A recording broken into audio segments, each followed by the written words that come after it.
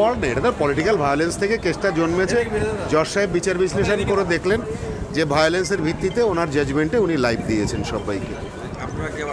নিশ্চয়ই অ্যাপিলে যাব। এই যে যারা অনেকেই পরিবারের তরফে বলছে তারা ছিল না ঘটনাস্থলে, তাদেরকে ধরে আনা এখন বিষয়টা হলো কি, এই মামলাতে এমনি তো 13 জন এখনও পালিয়ে আছে, ঠিক আছে, আর এরা এই কয়জন বিচার ফেস করেছে। সেখানে দাঁড়িয়ে এমনও দেখা গেছে যে রাজনৈতিক যে ভায়োলেন্সটা আমরা শুনতে পেয়েছি বা জানতে পেরেছি, সেই সংক্রান্ত যে এভিডেন্স আসেনি কিন্তু কোর্টের কাছে। যথার্থ এভিডেন্স না আসেনি। তাহলে কে ক্যান্ডিডেট সেই কাগজ আসেনি, ইলেকশনটা যে ওই দিন হয়েছিল সেই সংক্রান্ত কোনো কাগজ আসেনি। দেখা যাক, অ্যাপিলে তো যেতেই হবে নিয়ম রক্ষার জন্য। জজ সাহেব এখানে যাবজ্জীবনের মতো একটা সাজা দিলেন। তা 302-এ তো যাবজ্জীবনই হয়, এর বাইরে তো উনি দিতে পারবেন না, কমাতেও পারবেন না।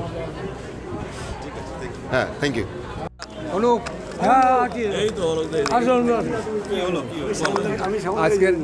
আজকের পানিশমেন্ট অ্যানাউন্স করেছে।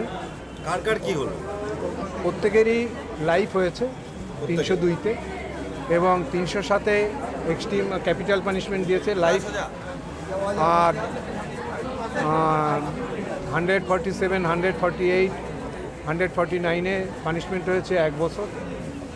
আর প্রত্যেকেরই পানিশমেন্ট হয়েছে 1 লাখ টাকা করে পার হেড, অনাদায়ে 6 মাস জেল। সব পানিশমেন্টটাই, এই সব পিরিয়ডটাই কনকারেন্টলি চলবে, অর্থাৎ একসঙ্গে চলবে। 7 জনের যাবজ্জীবনে হয়েছে 1 লাখ টাকা 1 লাখ টাকা জরিমানা। একজন যে আর যে অভিযুক্ত ফেরার, যাকে পাওয়া গেল না, সুজিত দাস, তার এগেনস্টে তো ওয়ারেন্ট হয়ে আছে, তাকে আর আজকে আলোচনা আনা যায়নি। এটা এখন আমাদের ডিপার্টমেন্ট চেষ্টা করছে তাকে ধরার জন্য। আশা করছি অ্যারেস্ট হবে, তাড়াতাড়ি হয়ে যাবে। আমার পুরো নাম হচ্ছে শ্যামলকান্তি দত্ত। আমার পাশে আছেন আমার ডিস্ট্রিক্ট ভিপি শান্তময় বোস, তার পাশে আছে আমার বারের সেক্রেটারি অলোক সমাজপতি।